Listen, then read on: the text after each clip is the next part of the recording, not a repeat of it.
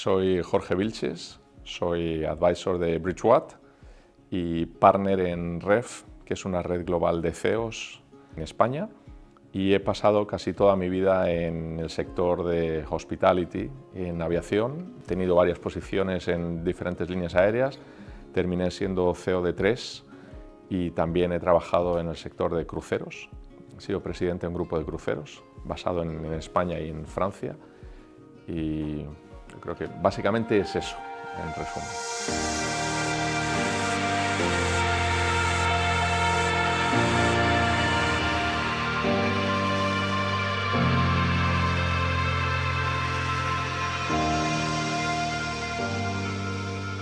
Principalmente el sector de viajes, de aviación, cruceros. Sus principales sectores hoy en día son, digamos, la vuelta, digamos, del público a viajar. Después de lo que fueron unos años muy duros de COVID, las líneas aéreas sufrieron mucho en estos años. Se está recuperando y entonces ahora el secreto es cómo, digamos, preparar la estructura para el crecimiento ahora que la gente vuelve a viajar. Eso es una cosa.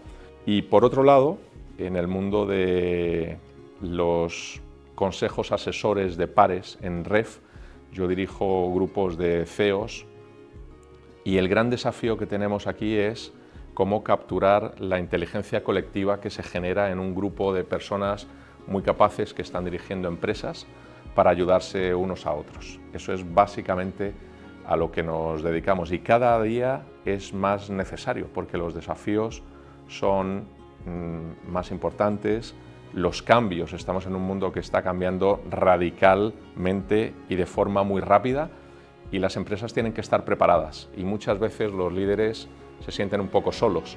Entonces, en estos consejos asesores, digamos, usamos esa inteligencia colectiva del grupo para ayudarnos unos a otros.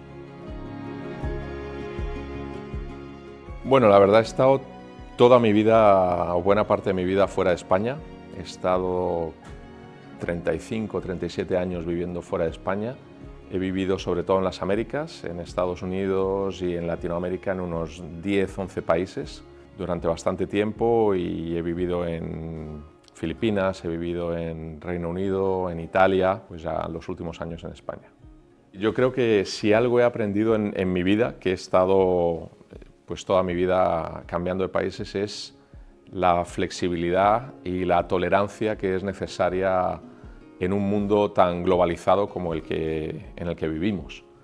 Muchas veces hay culturas que son diferentes en muchos aspectos, pero hay que estar abierto a esas diferencias, porque ahí es donde está la riqueza, ¿no? Y muchas veces he tenido equipos multiculturales, por ejemplo, en la aviación, cuando creamos LATAM Airlines, de la fusión de una brasileña que era TAM y una chilena que era LAN, trajimos personas creo que teníamos como 25 nacionalidades en el equipo, y eso es una gran riqueza, sin duda, porque eso aporta visiones diferentes, formas nuevas de hacer las cosas, de ver las cosas, y eso siempre es positivo. Cuando todas las personas en un grupo ven la situación, el contexto de la misma forma, pues poca riqueza se genera, ¿no? Y eso es un poco también lo que hacemos en los grupos de CEOs, que buscamos la mayor heterogeneidad posible para tener más riqueza en ese contenido. Y si uno ve, por ejemplo, lo que es trabajar en Brasil con trabajar en Londres o en Boston, pues son mundos muy diferentes, pero que de todos se aprende. Y yo creo que esa riqueza pues te termina haciendo una persona más flexible, una persona más empática, una persona que aprende de esas diferencias, que no se cierra en lo suyo. Y hoy los profesionales pues creo que es necesario que tengan esa visión, porque cada vez estamos más conectados. Sí, bueno, yo estoy convencido de que los contactos, y contactos de calidad, no es tanto cantidad sino calidad, son esenciales en los negocios. Esenciales. O sea, yo diría que todo lo que he hecho en mi vida, sobre todo los negocios que he hecho o el crecimiento personal que he hecho, ha sido gracias a mis contactos, barra amigos, porque también es importante que haya un vínculo personal con personas con las que estás haciendo negocios. Creo que eso es importante, no solo que sean los negocios, sino que haya ese vínculo. A lo largo de mi carrera, yo te diría que todos los crecimientos que he podido tener en el mundo corporativo, las inversiones que he hecho, han sido siempre gracias a contactos y a amistades que he tenido. Y eso hoy lo veo perfectamente en el día a día. O sea, hoy dirigiendo la red de CEOs que tenemos en España, vemos en todas nuestras reuniones cómo estos grupos, digamos, no solo están ahí para traer ideas nuevas, oportunidades, sino que se genera muchísima oportunidad de negocios. ¿Por qué? Porque es necesaria la confianza. La confianza es esencial para que alguien se meta en un negocio, haga una inversión, dedique su tiempo, y esa confianza se genera también con el contacto, estar con las personas. Entonces, a veces pensamos que solo con ser capaz, estar preparado, las cosas van a salir.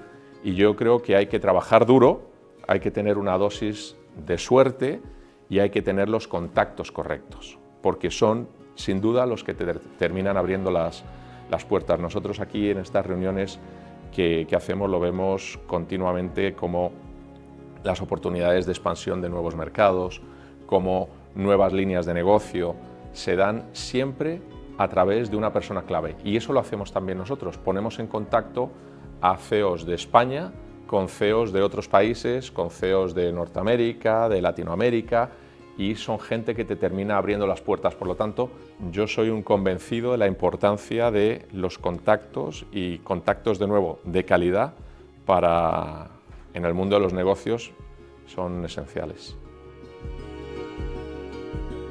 Bueno, a ver, yo creo que a lo largo de mi vida he hecho mucho turnaround, mucha reestructuración de empresas, y he estado en sectores con desafíos importantes.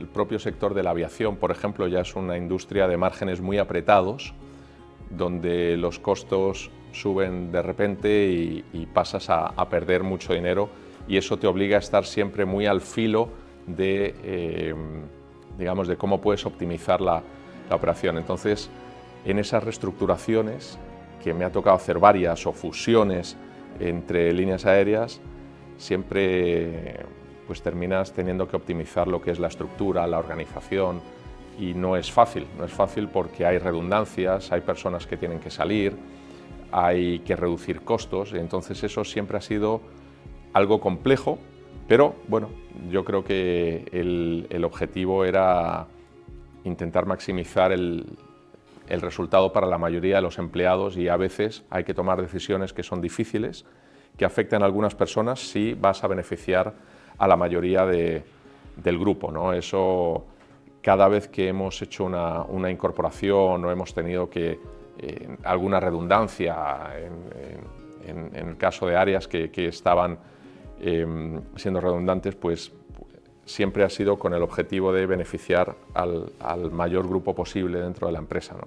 Y garantizar la viabilidad a futuro de la empresa, porque ese es el tema. Hay que tomar decisiones difíciles para que la empresa tenga un futuro. Entonces, no siempre han sido fáciles, pero es algo que he hecho mucha reestructuración, mucha transformación de empresas, y la propia aviación es eso ahí. Y también yo mencionaría un proceso en la industria de cruceros, cuando intenté hacer un management buyout, que era comprar la empresa. El grupo Pullman Tour era propiedad de Royal Caribbean, y en un momento dado quise hacer una adquisición junto con mi equipo de dirección de lo que era el grupo. Teníamos una empresa de cruceros en España, una empresa de cruceros en Francia, que operaban en todo el mundo, en el Caribe, en el Báltico, etc. Que teníamos una línea aérea, una agencia de viajes, un tour operador, y quisimos hacer un management buyout que no nos salió. No salió porque hubo un fondo de private equity que puso más dinero, digamos, a la hora de comprarlo, y se quedaron ellos con eso, y eso fue un aprendizaje importante también para nosotros. Fue un proceso que nos tomó mucho tiempo, digamos, planificar, y que nos enseñó también que no siempre las cosas salen como te gustaría, ¿no? Ejemplos y case studies, todas las semanas en REF de aprendizajes. Aquí vienen CEOs, presidentes, empresarios que traen sus mayores disyuntivas, eso que no los dejan dormir y que no tienen una respuesta, y tienen un consejo asesor de pares que le dicen qué es lo que ellos harían en su lugar.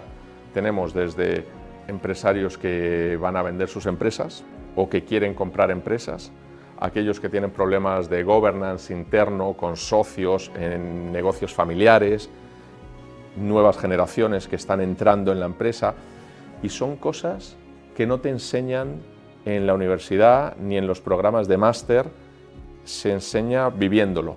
Y entonces el conocimiento práctico que tienen todos estos líderes empresariales de años de hacer cosas, de cometer errores, porque es que eso es importante también. A través de cometer errores se termina aprendiendo para no volver a cometerlos en el futuro. Entonces, aquí pues podemos ayudar a esos líderes empresariales a que no compitan errores que otros han cometido o a que capturen de ese conocimiento para poder crecer o para que hagan cosas que tal vez no pensaban que podrían hacer. Te doy un ejemplo práctico.